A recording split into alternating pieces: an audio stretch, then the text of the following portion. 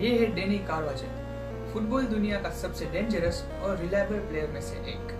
Real Madrid का ये right back player अपनी स्पीड, टैकल और फ्लाइटिंग स्पिरिट के लिए पूरी दुनिया में फेमस है। डेनी कार्वाजल सिर्फ एक डिफेंडर ही नहीं बल्कि एक ट्रॉफी मशीन भी है, क्योंकि रियल मैड्रिड के लिए डेनी कार्वाजल ने कई सारे टाइटल्स और ट्रॉफी जिताई है। उनमें से शामिल है UEFA Champions League, La Liga, Copa del Rey और club FIFA World Cup. Carvajal ने अपनी करियर में 20 से भी ज्यादा मेजर ट्रॉफीज जिताई है और इसी वजह से ये एक सक्सेसफुल डिफेंडरों में से एक है।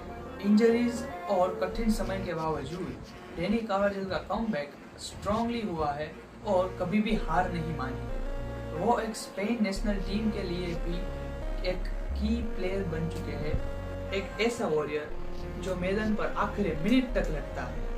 अगर आप भी डेनी कार्वाजल के फैन हो तो वीडियो को लाइक करें और चैनल को सब्सक्राइब करें।